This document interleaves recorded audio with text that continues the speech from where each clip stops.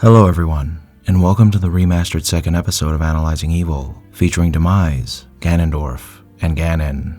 This episode was originally released in 4 parts, as back when I made them, I thought no one would be interested in a near hour-long video. Well, I was wrong, and so this remaster has combined those 4 parts to make it more cohesive and easily digestible. As with the remaster of my first episode, this video will not replace the previous 4, and it is not a substitute for weekly Analyzing Evil videos, but rather an updated version of the previous iteration. And this video will of course include the new information regarding Ganondorf that we've recently obtained from Tears of the Kingdom.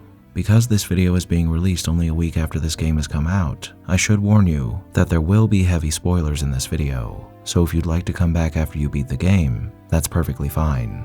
With that disclaimer out of the way, in this video, we'll be analyzing the primary antagonist of the Legend of Zelda series, Demise, Ganondorf, and Ganon, the 3 components of a single entity that has plagued the land of Hyrule since the beginning of time. As their incarnations are numerous throughout the many games that comprise this series, we'll be using information from the following games in this video: The Legend of Zelda, The Adventure of Link, A Link to the Past, Ocarina of Time, Oracle of Seasons and Ages, The Wind Waker, Four Swords Adventure, Twilight Princess, Skyward Sword, A Link Between Worlds, Breath of the Wild, and Tears of the Kingdom. Any other games I haven't listed here have not been included for 2 reasons. Either they don't feature any form of Ganon at all, or they only mention him in passing. So with that in mind, we'll start by examining Ganon's origins and demise, followed by his rise as Ganondorf, and ending with his final evolution into Ganon.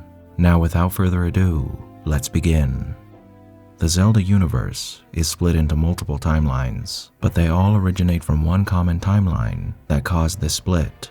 This timeline begins with the creation of the world by the 3 golden goddesses, and then not long after, Demise emerged, and there was a great war against him, one in which he was sealed, and then reborn, and eventually resealed once again. Demise's origins are unclear, as it's said that he emerged from a crack in the earth to conquer the world the goddesses had created to make it his own, and that he is the origin of all monsters. Whether he is the creation of the goddesses, or an entity entirely separate from anything to do with them, is unknown. In the original video, I stated that I wouldn't speculate on Demise's origin, and that I would instead leave that up to Game Over Jesse, who does a great job of theorizing on his origins. However, I neglected to take into account Fi's description of him when you examine him during the final battle. Here, she states, "This eternal being has conquered time itself. It is the source of all monsters. According to tales passed down through generations, it appears differently in each epoch, and to each person who lays eyes on it." This implies that Demise is a being entirely separate from the goddesses, neither being created or controlled by them, and I think it's likely that he's a primordial being that has existed since the universe was created. The original evil hell-bent on corrupting everything that it touches. A commenter named Sir Quaffler expanded upon this notion quite well in the previous video. I always had the notion that Demise is the platonic ideal of hatred and the wellspring from which all evil flows in the Zelda universe. What we see walking around in the physical world is but a mere shadow of his true form, like that in Plato's cave, which is why he appears different to everyone. He can be killed, but his true essence can never be obliterated. Hatred is a metaphysical force woven into the very fabric of the universe, and just like gravity, cannot be done away with. However, we have to keep in mind that Nintendo has never expanded on his backstory further than what they gave us in Skyward Sword, and any assumptions to be made about his character should be taken with a grain of salt. With that in mind, we're also given very little to go off of as far as the inner workings of the character of Demise, but we can discern a few key things about him that can provide us insight into his thoughts, personality, and motivations. Demise is described as the Demon King, and an evil far greater than anything Hyrule had known up until that point in time. His main goal is to conquer the world of Hyrule and lord over it for all eternity. What we can gather from the description of others is that Demise is immensely powerful and cruel, and he's more than capable of achieving his goal if left unchecked. Early on in Skyward Sword, Fi has this to say about his imprisoned state. Stripped of his true physical form by the seal that binds him, he takes the shape of an abomination. But even in his hideous state, he's more than capable of devouring this land if he's allowed to do what he desires. But that's about all that we're given from others regarding Demise. Yes, he's evil and powerful and cruel, But other than that, we don't really get much information about his character until we get to the end of the game. Once Demise is resurrected and has taken on his true form, he's given several lines of dialogue. Now admittedly, there isn't too much to go off of here either, but we can make some basic conjecture based off of these lines. When Demise is speaking to Link, he talks about two main things. First is his hate for the gods. It's unknown why he hates the gods as much as he does, though if he's a primordial being whose very nature is evil itself, it stands to reason that he hates them due to their status as his polar opposite, and also because they oppose his will to rule all of creation. But regardless of why he hates them, this hatred is definitely a central characteristic of his. Now the second notable characteristic of Demise is his desire for domination. There are many reasons why an entity like Demise would wish to dominate others, and in the original video, I claimed that it was likely out of jealousy, but I think it's safe to say that his desire for domination may have been born simply out of hatred, as if Demise is indeed a primordial being, it's reasonable to assume that his status as a representative of evil, darkness, and perhaps chaos makes it so that all that the goddesses are is a direct affront to his very nature, and whatever designs he had for the universe prior to their creation of Hyrule were foiled by their actions, and so he seeks to undermine, corrupt, and dominate this world to fashion it into the dark paradise he had envisioned.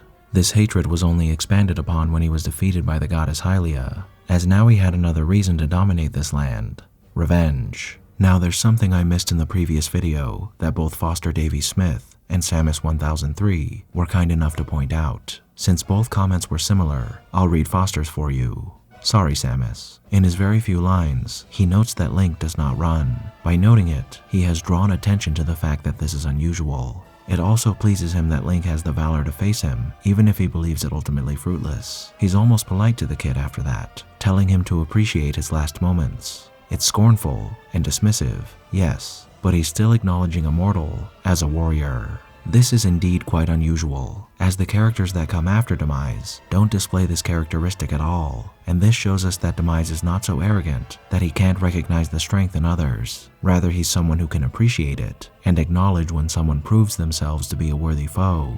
And though his confidence in his own power would be his undoing, it's still worth noting that he's a tad more humble than his reincarnations. Unfortunately, this is really all we have to go off of for the character of Demise, but it does provide us with a basic understanding of what he's about. His actions and motivations are derived from immense hatred, a hate brought forth from his desire to own a land and destroy a power that's not his own. And Demise contains within him the will to dominate all that he sees before him, a will so strong that it makes him capable of reincarnating himself over and over again for all eternity. His hatred, the key to this cyclical power of eternal rebirth, cursing Link, Zelda, and the land of Hyrule to suffer his wrath for all time with his dying breath. My hate never perishes. It is born anew in a cycle with no end. I will rise again. Those like you, those who share the blood of the goddess and the spirit of the hero, they are eternally bound to this curse. An incarnation of my hatred shall ever follow your kind, dooming them to wander a blood-soaked sea of darkness for all time. And indeed it does, and we're shown just how potent this curse is when we encounter the perfect cocoon for the raw power of hate that once resided within Demise, Ganondorf. Ganondorf, though obviously sharing many similarities with his progenitor, is a far more complex character than Demise. I mentioned earlier that this franchise is split into timelines, 3 in fact, all of which stem from Skyward Sword. But it would not be the story of Skyward Sword that splits this timeline. That honor goes to Ocarina of Time, Ganondorf's first official appearance in the Legend of Zelda timeline. At the end of this game is where the timeline splits into 3, those timelines being the defeated timeline, where Ganondorf manages to defeat Link, the child timeline, where Link travels back to the past and warns the King of Hyrule of Ganondorf's treachery, and the adult timeline, which continues in the future after Link defeats Ganon and returns to the past. Ganondorf does not appear in the defeated timeline, as with his victory, he is able to transform himself fully into Ganon, so in the last video, we didn't cover that timeline when I was talking about Ganondorf.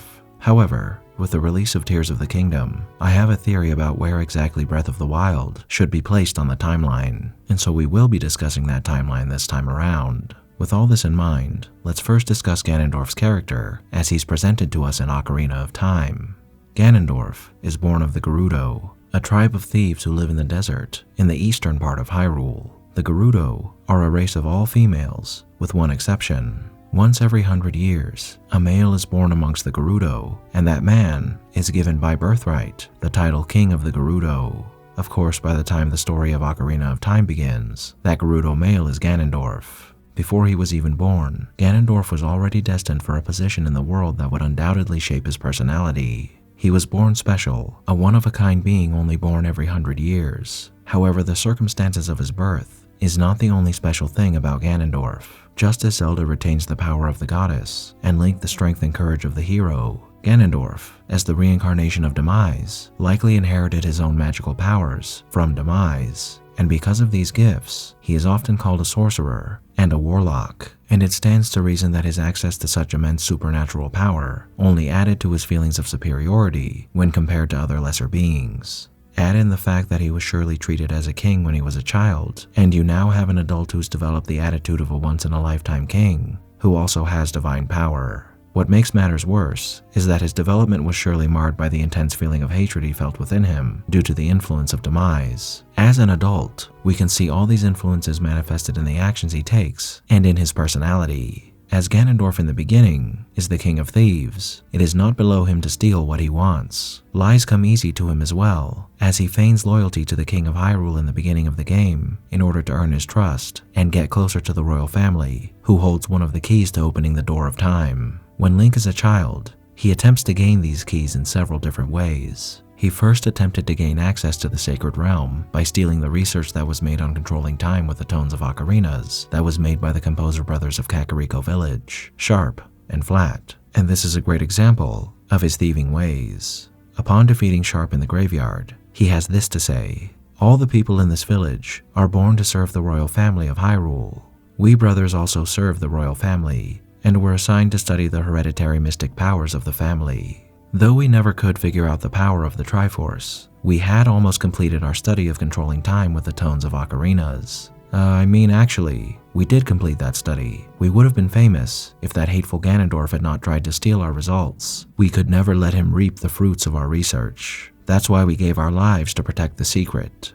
So when his thievery fails, he tries to gain the keys to the Triforce, those keys being the 3 spiritual stones and the Ocarina of Time, and he does so through coercion and careful plotting. Traveling to the lands of the Kokiri, the Goron, and the Zora, Ganondorf tries to convince their respective leaders to give their stones to him. When they refuse, he resorts to threats and bribery to get what he wants. He places a curse on the Great Deku Tree that causes it to become infested with monsters. He fills the Dodongo's cavern with an abundance of Dodongos, and also seals the entrance to the cavern, depriving the Gorons of their food source. And lastly, he poisons the guardian god of the Zora, Lord Jabu Jabu, by feeding him parasites. Now this is where we first get to see the intelligence and cunning of Ganondorf. By committing these acts, he creates for himself 2 ways of obtaining the spiritual stones. By providing each race with a solution to a problem he has created, he can effectively bribe them into giving him the stones. If the Great Deku Tree wants to be cured, he must hand over the stone. If the Gorons want their Dodongo problem taken care of, they must hand over the stone. If the Zoras want their god to be healed, they must hand over the stone. Whether or not they choose to comply matters not, as his secondary plan acts as a failsafe that assures that he'll gain access to the Sacred Realm.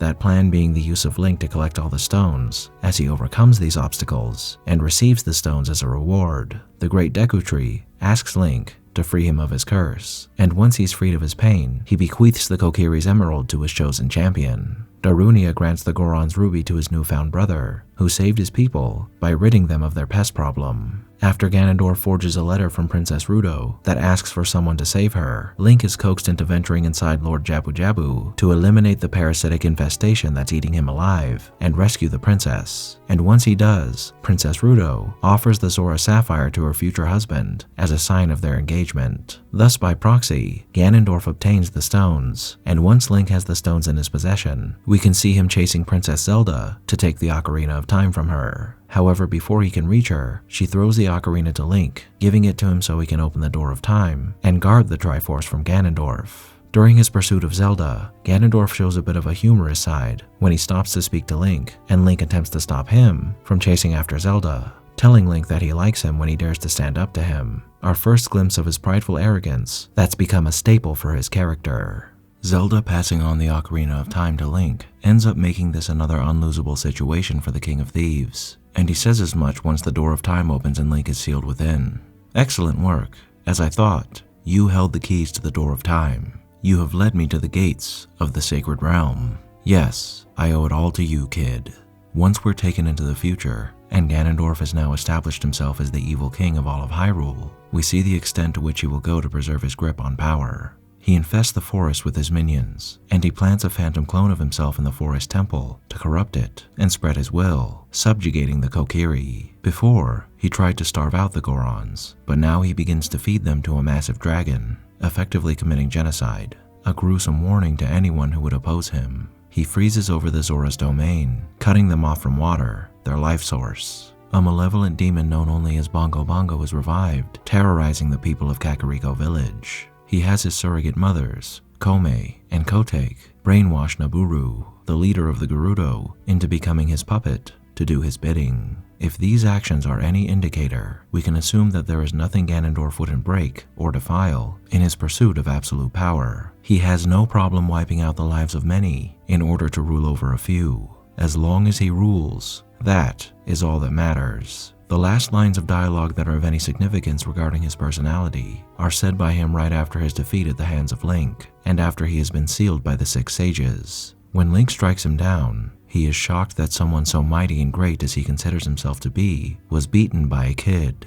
This again shows his arrogance, but also his hubris and overconfidence, as the mighty king of evil could not fathom that anyone would be worthy of challenging his might, and his underestimation of both Link and Zelda ultimately leads to his downfall. Afterwards, Zelda describes him as pitiful, stating that because he did not have a strong and righteous mind, that he was doomed to fail in his effort to control the power of the gods. And this is indeed something to be pitied, as the madness that is the unending, uncontrollable hatred that burns within him forces Ganondorf to become a scion of evil, whose destiny is nearly always failure. After he's sealed by the 6 sages, he curses Zelda and Link, vowing one day that the seal would be broken and he will then exterminate their descendants, showing himself to be a vengeful and spiteful man, one who is a worthy inheritor of the curse of hatred that was cast by Demise. Overall, this game portrays Ganondorf as a ruthless, cunning, selfish, arrogant, and power-hungry man whose aim is power above all else. A man who, from the very moment he was born, was granted the title of king, and who also inherited the hatred of an ancient evil. Nothing matters more to him than power, domination, and revenge. Not the many peoples of Hyrule, and not even his own kin. All of these attributes, and what he is ultimately destined to be before he was even born, have molded Ganondorf into the king of evil, and a man who definitely deserves the title. Now everything we've discussed so far gives us a good idea of who Ganondorf is, but we've only scratched the surface of his character, and a lot of the actions he takes here tie very well into the next game we're going to explore, Twilight Princess. Twilight Princess takes place roughly 100 years after Ocarina of Time. This game takes place in the child timeline, and in a way, it could be seen as a direct sequel to Ocarina of Time, as Ganondorf in this game is the exact same Ganondorf that appears in Ocarina of Time. After Ganondorf is defeated in Ocarina of Time, Link returns to the present and is able to warn Zelda and the royal family about Ganondorf's plot, after which Ganondorf is summarily executed by the sages, as we can see in this cutscene. Unfortunately, when a sword is thrust through his stomach, he's able to break free because he holds the Triforce of Power, and to stop him from beginning his reign of terror, the sages seal him in the Twilight Realm. Once in the Twilight Realm, he feeds off the residual hatred of the Twili, who were once known as interlopers. These interlopers wielded dark power and in the past tried to take the Triforce for themselves, after which they were sealed in the Twilight Realm by the 3 goddesses as punishment. After the power-hungry Zant is denied the Twilight Throne in favor of Midna, he is visited by a manifestation of Ganondorf that's wreathed in flame and shadow, and Ganondorf chooses to house his power within him.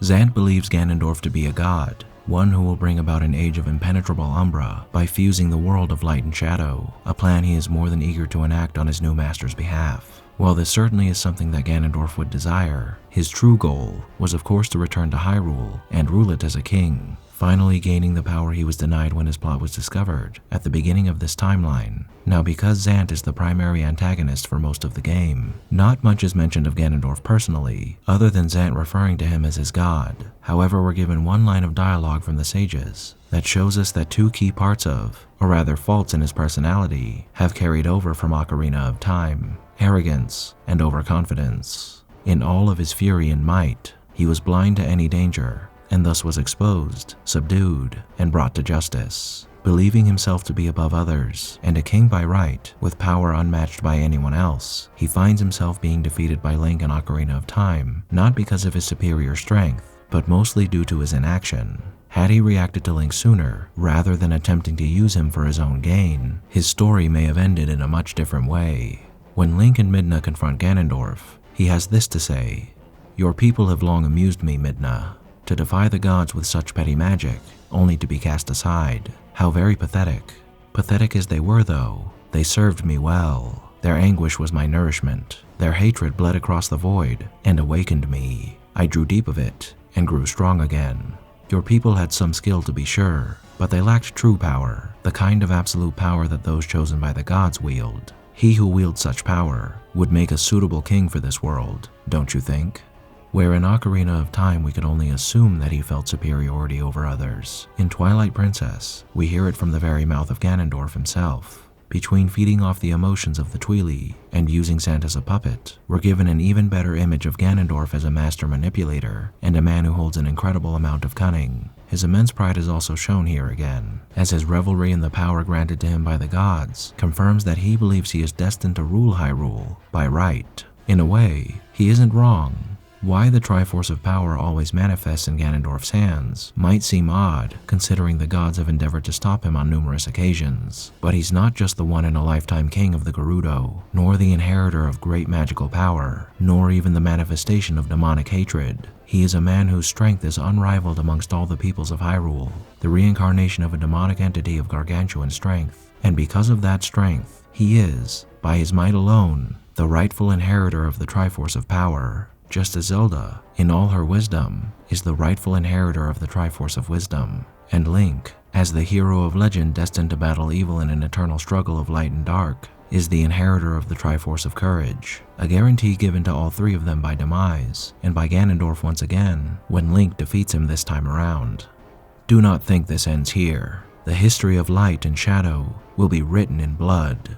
Of course, he was right, and we find ourselves encountering this particular form of Ganondorf one final time. In Four Swords Adventure, we don't physically see Ganondorf in the game, but we do hear a lot about him from others. In this game, we get to see the worship he inspires in those that admire his power. The words of praise that the Deku give him in this game are unlike any other he has received so far, save for maybe by the Gerudo and other NPCs in Ocarina of Time that refer to him as the Great Ganondorf, and Zant referring to him as a god.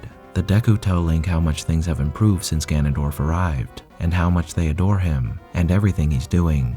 We can see here that he inspires his followers to do things for him not only out of a want for power, but because they genuinely believe he is doing the right things for them. Zant had a similar feeling in Twilight Princess before he knew that Ganondorf was just using him. Vaati is also being used to further Ganondorf's struggle for power, and although we get no dialogue from Vaati in this game to indicate he knows this, we know from the Red Knight of Hyrule that Ganondorf sent Dark Link to undo the seal and release Vaati so Ganondorf could use him to obtain the power he desired. That, however, is Ganondorf's nature. He helps those around him, but only when it suits his own goals. And when he's done with them, he casts them aside like nothing. Everyone is a pawn to him, and only he is worthy. In this game, he steals a trident that houses an evil spirit inside of it, breaking the laws of his people, the Gerudo, and once again cements himself as a thief who will do anything to get what he wants. While there is more dialogue from Ganondorf in this game, this dialogue is actually given to us after he has taken the trident and transformed into Ganon, so we'll cover these lines later.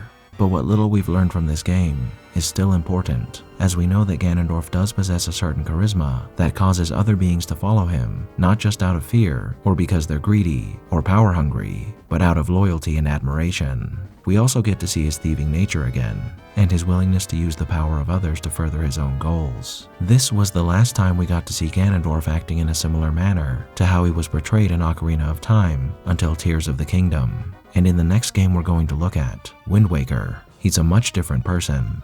This incarnation of Ganondorf does retain some of the personality traits of the previous ones, but overall, he is a much different character than who he was in those games, and the Ganondorf we encounter in Wind Waker is an anomaly. In the timeline where Link defeats Ganondorf, Link still goes back in time, and when he does, the world is left without the hero of legend, and thus the Triforce of Courage is shattered into 8 pieces and scattered across Hyrule. As ages passed, Ganondorf eventually broke the seal that was placed on him after his defeat, and in this age without a hero, he ran rampant across Hyrule with no one to challenge him. Seeing no other alternative, the goddesses chose to flood Hyrule in order to stop him. Hundreds of years later, Ganondorf escapes his watery prison and returns to plague the Great Sea. And here he does a lot of the same things he does in the stories we've already discussed. He corrupts people, curses things, and generally acts as a blight upon the land of Hyrule and the Great Sea. However, the Ganondorf in this game is a far more sympathetic character than the one that we encounter in the previous games. All of the dialogue provided by other characters in this game relating to Ganondorf describe him as he always has been: evil, manipulative, terrifying, and powerful. But it's not what others say about him that matters here, it's what he says himself. In the beginning of the game, his character starts off much the same as it did in the previous games, arrogant and sure of himself. He taunts Link, calling him a foolish boy who can't possibly hope to defeat him, and he even calls Tetra a pathetic little sea rat, showing that he is still the callous and cruel man he has always been, one with a high sense of pride and superiority. Later on in the game, he also laughs at the notion that the peoples left behind by the goddesses after they flooded Hyrule would be able to awaken Hyrule once again. He refers to them as so many pathetic creatures scattered across a handful of islands, drifting on this sea like fallen leaves on a forgotten pool. All of this is in character for Ganondorf, and expected from the King of Evil. But it's what happens next that truly adds something to the character we've never seen before, or even considered up to this point. That Ganondorf, despite all of his evil deeds, his greed, his lust for power, has a heart. My country lay within a vast desert. When the sun rose into the sky, a burning wind punished my lands, searing the world. And when the moon climbed into the dark of night, a frigid gale pierced our homes. No matter when it came, the wind carried the same thing. But the winds that blew across the green fields of Hyrule brought something other than suffering and ruin. I coveted that wind, I suppose. It can only be called fate, that here, I would again gather the 3 with the crests, that I should lay my hand on that which grants the wishes of the beholder, that when power, wisdom, and courage come together, the gods would have no choice but to come down. The power of the gods, the Triforce, he who wishes it, will have whatever he desires granted. After this halfway heartwarming speech, Ganondorf goes on to tell Link something astonishing. Do not fear, I will not kill you, I merely have need of the power that dwells within you. Could it be that all this time, Ganondorf was searching for a better life, not only for him, but for his people? Did he feel despair as he watched his people struggle and die, while the people of Hyrule flourished and prospered? Is this the man he truly is? Hidden beneath all that hate, is there simply a man who desired a future for his people, but when faced with a destiny he cannot control, is only able to bring destruction and misery upon the world, whether he wants to or not? Perhaps this is who Ganondorf really is. Or is it all a front? A last-ditch attempt at gaining the power of the Triforce, without a struggle, a lie told to Link to gain sympathy from him? Are these lines of dialogue simply another use of manipulation? Or could it be that after being sealed for so long, and once again being resurrected, he learned from his mistakes of only seeking power for himself, and sought to help those important to him? These notions could all be true. We'll never know for certain. However, at least in this timeline, I'd like to believe that he's matured in a sense, coming to grips with the immense power and hate he holds within him, and finding himself able to control it to a certain extent, so as not to lust after power so greedily as he had before. A commenter named Evan Peskov had quite a lot to contribute to this line of thinking, and he makes some good points. The Ganondorfs from Twilight Princess and Wind Waker both originate from Ocarina of Time, but they've had very different experiences due to time travel. The Ganondorf from Wind Waker was first defeated at the end of Ocarina of Time. The Ganondorf from Twilight Princess was defeated at the beginning of Ocarina of Time. Twilight Princess Ganondorf never experienced gaining everything he ever wanted, only to lose it all. He never got that far before said plans could ever get off the ground. This led to Twilight Princess Ganondorf being just as arrogant and angry as he was in Ocarina of Time. He also has no idea who Link is, since he never actually met the Ocarina of Time version. When Twilight Princess Link strolls up to his throne looking just like his Ocarina of Time counterpart, it means nothing to Ganondorf. To him, Link is just another pathetic fool standing in his way. Wind Waker Ganondorf, on the other hand, is significantly different due to two primary factors. The first is that he actually succeeded in conquering Hyrule in Ocarina of Time, only to lose it all. The second is that there is no longer a Hyrule for him to conquer. These two things combined caused him to lose his arrogance. He now knows what he is capable of losing, even after winning. Moreover, he knows who caused him to lose in the first place, so when a blonde kid in green shows up, he immediately thinks of the kid who defeated him the first time. As a result, he talks to Link with a sense of familiarity, like two old enemies reuniting, to look back on their many years of fighting with a more wise perspective due to age. Of course, then he realizes that he's just talking to some kid, and not the reincarnation of the kid that defeated him. Evan goes on to say that something I definitely did miss is how Wind Waker also has a theme of letting go of the past. You have these two old men, King Daphnes and Ganondorf, desperately trying to cling on to the time and world they came from, even though that world and that time are long gone and irrelevant. This means that they have to come to terms with their own irrelevancy. Their time is over. It's time for them to let go of the old and either fade away with it or embrace the new. Ganondorf is incapable of letting go though, so he desperately tries to bring Hyrule back. The king, on the other hand, realizes that he's clinging too hard to the past and needs to let it go. He could try to bring Hyrule back, but his arc is realizing that it's gone and that it should never come back and that it's time to move on. That's why his wish at the end is to destroy it forever. It's why he tells Tetra that whatever land and kingdom she ends up creating won't be Hyrule, but that it will be her land to create the way she wants. He stays behind at the end because he knows the world needs to move on, but he doesn't feel that he has any place in the new world, and he'd rather fade away and accept that it's his time to die than hold this new generation back. Ganondorf can't accept that though, so when the king wishes for Hyrule to be washed away forever, he just loses it. No amount of planning, manipulation, or introspection is going to get him what he wants anymore, and he's going to be left behind with the old world, so he just stops thinking rationally and tries to take Link and Tetra with him. Again, Evan made some good points here, and Ganondorf is doomed to cling to the past. As a being who is entirely ruled by a curse, never had a hope of becoming anything else. But still, he did learn quite a bit over the years, and there's much tragedy in his character in this story. And before being defeated once again by the hero of time and turning to stone, he manages a few last words as he takes his final breath. The wind, it is blowing. And now we've arrived at the latest entry in this series as of the making of this video, Tears of the Kingdom. So far we've covered entries that all have a definitive place on their respective timelines, but both Breath of the Wild and Tears of the Kingdom have yet to be placed on any of the current 3 timelines. This could mean that these stories are entirely separate from any of them, but I don't think Nintendo would completely remake the lore of this series after decades of weaving it all together. What I'm about to say will probably be disproved as time goes on, but as of now, I think the likely answer is that these stories do indeed fit into one of these timelines, but they take place so far in the future that the characters we see here are only distantly related to their past incarnations. In Breath of the Wild, it's mentioned that before the most recent manifestation of Calamity Ganon, that the last calamity was quelled 10,000 years ago. At that time, the people of Hyrule had become an advanced civilization, and it was then that they created the Guardians, the Towers, and the Divine Beasts in preparation for the foretold coming of Ganon. Now this implies that Hyrule has already experienced the coming of Calamity Ganon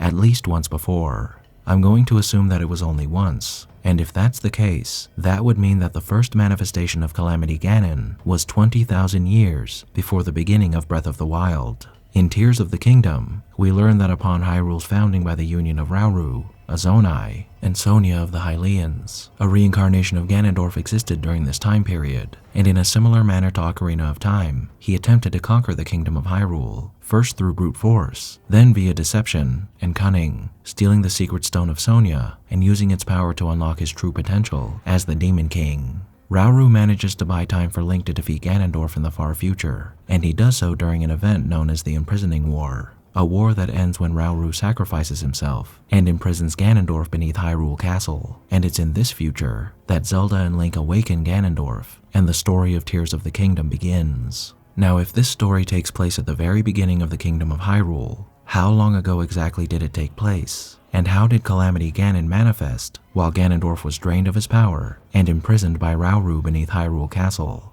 And if this is really the beginning of Hyrule, where do the events of Skyward Sword fit into all of this? As confusing as it might seem, I think there's an answer to all these questions. As far as when the founding of Hyrule takes place, I'm going to guess that it's 30,000 years before Breath of the Wild, but that still doesn't solve how this story seemingly replaces the story of Skyward Sword. Well, I'm going to guess that this Hyrule is an entirely separate kingdom from the ones we've come to know in the previous entries in this series. In fact, I'm going to guess that the founding of this kingdom takes place thousands of years after the destruction of the previous kingdom of Hyrule. But now you might be asking, when did that happen? We've never been given a story where Hyrule is utterly destroyed, except for in Wind Waker. And even then, it isn't really destroyed, it's just submerged. Now this is true, but I think somewhere in one of the timelines, after Ganondorf was inevitably reincarnated or escaped the seal placed upon him, there had to have been some sort of cataclysmic battle, one where Zelda, Link, and Ganondorf were utterly destroyed, and the kingdom of Hyrule and its people reduced to nothing but remnants and scraps, fighting for survival in this desolate wasteland. There are two reasons why I believe this is a possibility. The first is that there is no denying that the events of previous games took place at some point in the past, as many locations and important objects are named after characters from them, and some of the events of these past games are even told as stories by people like the Zora, not to mention that Rauru is named after the Sage of Light from Ocarina of Time. All of these stories and people are said to have faded into legend, and I think that fits quite well into a potential scenario where all that encompassed these legends was almost completely destroyed.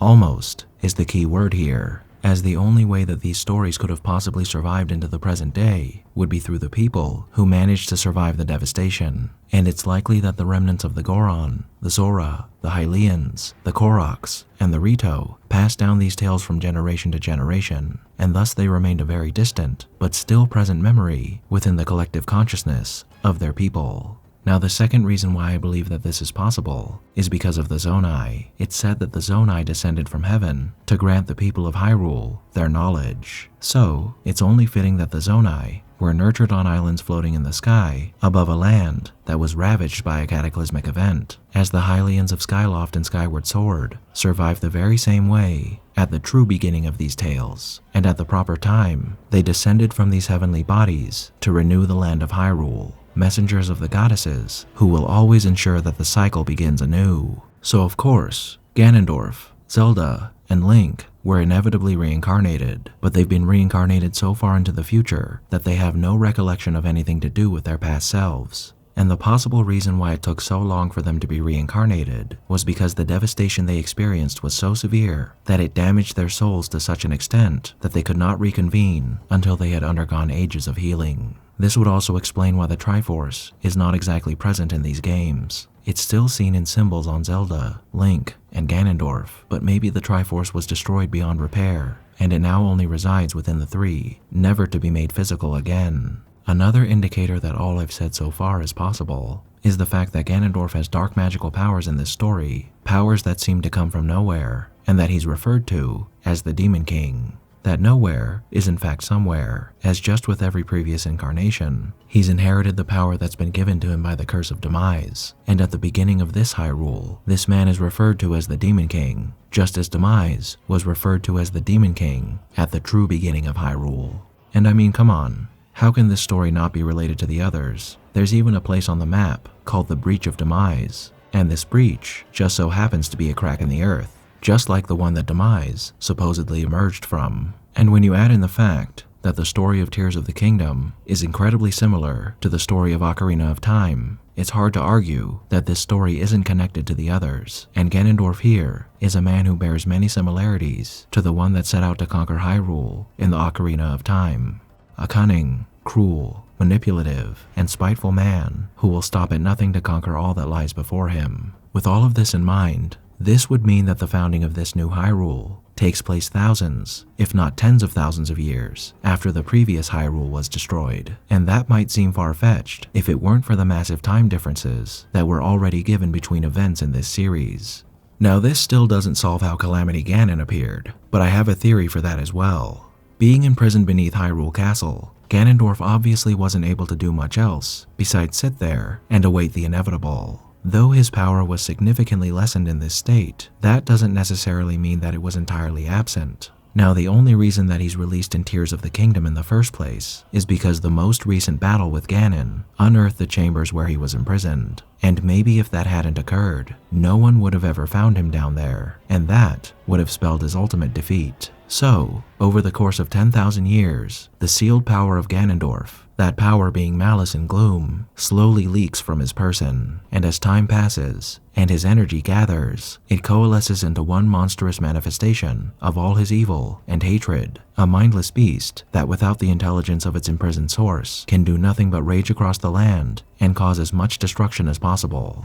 Being a manifestation of Ganondorf's sealed power, it only makes sense that after destroying Hyrule, it infests Hyrule Castle, worming its way through its warrens to unearth the sleeping power beneath the surface, so that upon its inevitable defeat, that power can be released. And that is how I believe this story is able to tie into the previous ones in this series. But of course, this is only a theory, and if you have a better one, let us all know down below. Now, as far as which timeline the theorized cataclysmic event that created this story occurred in, it could have been in any of them, but for the sake of placing it somewhere, let's go with the defeated timeline, as it seems appropriate that the total remaking of Hyrule would stem from a timeline that was born from defeat. And considering there was also an imprisoning war in A Link to the Past, I think this fits quite well. So with all that we've learned about Ganondorf over the course of his many reincarnations, what is there to say about this diabolical megalomaniac?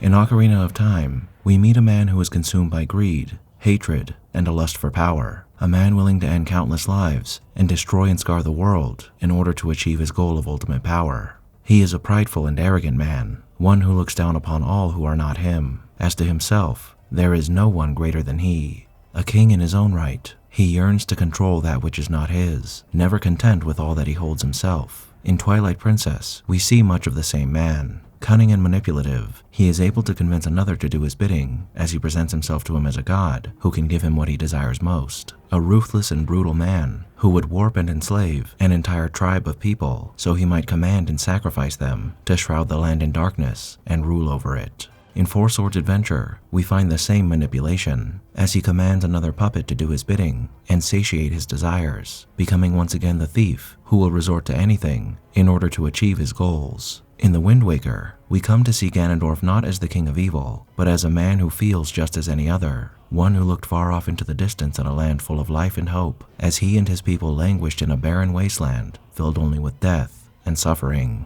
What wisdom came from his own struggle was minuscule when compared to the enormity of the curse he was destined to bear, and even after thousands of years, that same cruel man, who looked upon a kingdom with a desire to dominate, emerged once again in Tears of the Kingdom, fated to be king by birth, and doomed to evil by fate. Perhaps this is all out of his control. Perhaps there is no hope for Ganondorf to be anything more than what he has been preordained to be. Prideful, arrogant, cruel, cunning, cold, calculating, manipulative, hateful, thieving, sorrowful, the man enacting the burning will of an eternal evil. All that we've discussed so far, his quest for the ultimate power, the ancient hatred that he holds within him, and the traits of a man thoroughly entrenched in evil, inevitably mold and twist him into something he's always destined to become in the end, the purest incarnation of evil, the great demon and king of darkness, Ganon.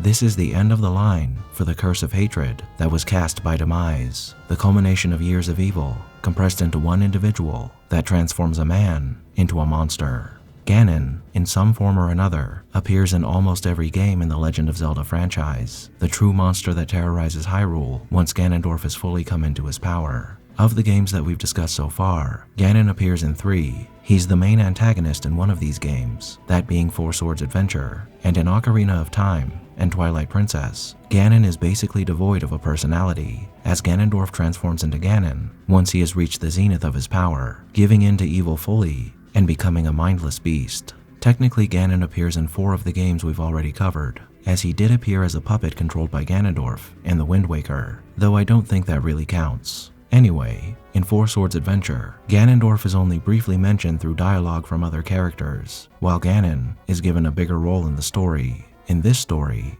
it's important to remember that the Deku express their admiration for Ganon, as we see them praising him and calling him Lord Ganon, and one of them even mentions that he adores him. They view him as a god, chanting his name at one point in the game, as if they were worshipping him. However, whatever good came of Ganon's ascent to power in this story is incidental, as once we reach the end of the game, we get several lines of dialogue from Ganon, all of which show his cruel and destructive nature. He calls Vati a useless cur and taunts the four Links, saying, "My blood boils, heroes. It seethes at the sight of you. I thirst for destruction, for the pure release of rage, the power of wrath. Four swords or no, my trident will reduce you to nothingness. I'm waiting, you worms." With these lines of dialogue, we can clearly see that Ganon has managed to retain some of the personality of Ganondorf in this iteration. However, he displays a greater amount of bloodlust when compared to Ganondorf. Once he's reached this point, he cares little for anything besides destruction, whereas Ganondorf's chief desire was to rule, not destroy. But he does display something in common with every iteration of Ganondorf that we've discussed thus far: a high sense of pride and arrogance. His next line of dialogue displays this perfectly. "You so-called heroes do not stand even a gnat's chance of harming me. Even if you worms attack in a group, I will skewer the lot of you on my mighty trident." Even up until the very end, he shows his belief in his own superiority, as right before he dies, he cries out, "I cannot be destroyed by insects like you," which is a nod to his inevitable reincarnation at some point in the future. But this also shows his arrogance and disregard for the powers of others, a trait of his that constantly leads to his downfall. So, in short, the Ganon we find here in this timeline is first a mindless beast, and then a beast with a mind bent on destruction, a far cry from the cunning demon or diabolical king that he's evolved from. In the defeated timeline, we encounter much of the same beast. But there is one game where Ganon differentiates from his other appearances, and that game is A Link to the Past. Ganon is revived after he is sealed during the Imprisoning War following his victory over Link in Ocarina of Time, and in this game, the land of Hyrule is beset by drought and pestilence. The King of Hyrule, seeking to provide respite for his people, offers a reward to anyone who can find the source of these misfortunes. A mysterious sorcerer named Aghanim appears, and he puts an end to these misfortunes with his magic. Unbeknownst to the king, Aghanim was actually the alter ego of Ganon, and he had placed these disasters upon Hyrule so he could save Hyrule himself, thus gaining the trust of the royal family. Once he gained access to the castle, he eliminates the King of Hyrule and uses his magic to control all the soldiers in the land to do his bidding. He does this in an attempt to gather the descendants of the Seven Sages so he can open up a portal to the Sacred Realm to bring forth his minions and conquer the Light World, as after his victory, he had corrupted the Sacred Realm and turned it into the Dark World, which became the stronghold of his power. The degree of planning and manipulation on his part is unique for the character of Ganon. He doesn't have much dialogue in this game, but perhaps by focusing his mind and moving past his unending hatred during his time being sealed, he is still able to retain some aspects of the mind of Ganondorf, using it to plot his rise to power before ultimately succumbing to the curse of hatred and becoming a mindless beast in the end. We can see this becoming more and more true as time goes on, as in Oracle of Ages and Oracle of Seasons, once Kome and Kotek revive Ganon, he has only one thing to say: destroy them all, kill them all. Ganon also appears in A Link Between Worlds, but in this game, Yuga merges with Ganon, overriding the personality of Ganon with his own and only using him for his power. We can see now that as time goes on, each time Ganon is resurrected, he loses more and more of his former self, his mind succumbing to the negative effects of the curse of hatred, becoming a being fueled by hatred that has no other motivation than domination and then destruction. In the last two games in this timeline, The Legend of Zelda and The Legend of Zelda Link's Awakening, we don't receive any dialogue from Ganon. In the manual and prologue for The Legend of Zelda, we're told he's the Prince of Darkness who grew angry when Zelda attempted to defy his conquering of Hyrule, and so he sealed her away. But aside from that, we're only shown a world infested by monsters in the first game, one where the few people left alive are forced to seek refuge in caves, and presumably, this is what would happen again if Link were to fail in the adventure of Link. Now, the most important things to note from all these iterations of Ganon are his motives and his appearance. His motives once he's attained this form are mostly born out of an innate desire to destroy and defile, a fitting motive for a being who's been twisted by a curse of hatred that's been building for eons. His appearance has taken on the form of a hideous boar-like demon, this time permanently, showing the corrupting influence of the curse of hatred that was laid by Demise long ago, an evil so intense that it transforms the king of demons into a demon himself, much like the demon he originates from. With the new information we're given in Tears of the Kingdom that I've already covered, we can assume that Calamity Ganon is not technically a form of Ganon, but a manifestation of Ganondorf's power. Calamity Ganon is more like a revenant, a being of pure hatred, manifested from the power of the curse that flows within Ganondorf.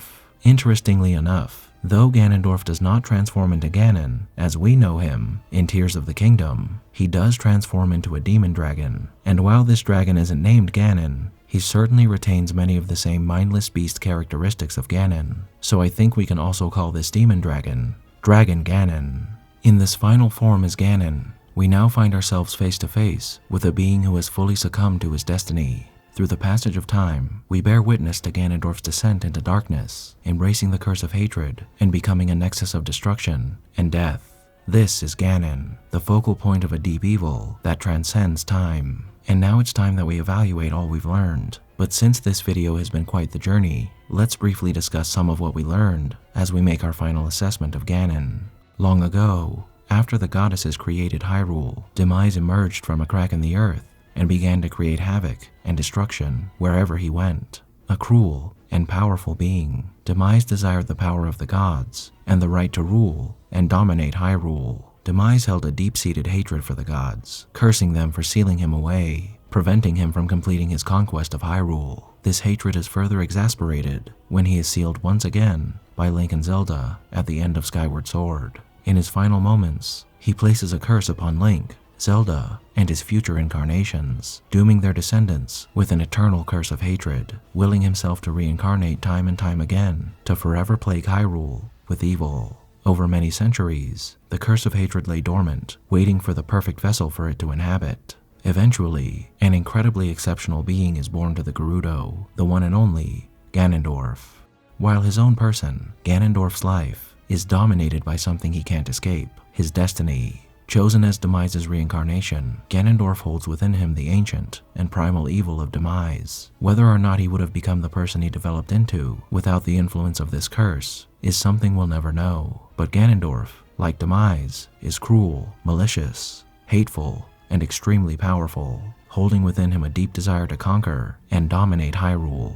He's also cunning and manipulative, and because he is the king of thieves, it's not above him to cheat, steal, and lie whenever possible to get what he wants. Perhaps the only time we catch a glimpse of what Ganondorf would have been had he not inherited this curse is through his dialogue at the end of Wind Waker, where he tells Link that all he truly wanted was a better life for his people. However, in every other game we find Ganondorf in, he is eventually transformed into the pure incarnation of evil and the final product of his exposure to a virulent evil that knows no end. The king of evil, Ganon. Personality-wise, we don't see much of it from Ganon. Everything that was within Demise and Ganondorf is also present within Ganon to a certain extent. The key difference once he's transformed into this form, however, is his insatiable desire to not only conquer Hyrule, but to destroy it as well. Losing his mind after being exposed to evil for so long, Ganon becomes nothing more than a mindless beast, evil and darkness incarnate, and the doom of Hyrule and everyone in it. This is who Ganon is, a byproduct of an ancient curse, one that over time always devolves into a state of mindless, pure evil, and even after tens of thousands of years, this being chosen by fate is always destined to become just that. Was this truly what Ganondorf desired? Did he really want to become this being of immeasurable power and darkness, or was he doomed to follow this path no matter what? Again, we might never know, but it's something to keep in mind when you look at his character. Corrupted over time into a monster, he's become devoid of a personality or any thoughts other than destruction and domination. Is this the result of a man who sought ultimate power and succeeded in becoming what he desired, or one who was guided and controlled by his destiny, whether he wanted to or not? Whichever is true, This character presents us with an interesting look into what evil can and will do to someone the longer they're exposed to it, and the longer they use it to further their own selfish goals. And without a doubt, every incarnation of this demonic being is nothing short of pure evil. Thank you all for tuning in to this episode of Analyzing Evil Remastered, and I hope you enjoyed. What are your thoughts on Demise, Ganondorf, and Ganon? Did I miss anything? Let me know down below, and leave a suggestion for a villain you'd like to see featured while you're at it. If you like this video, hit that thumbs up button, and make sure to subscribe if you haven't already. A big thank you to all of my subscribers, to my patrons, and anyone who's decided to honor me with a super thank, and a most vile thank you to those whose names you're seeing on screen now.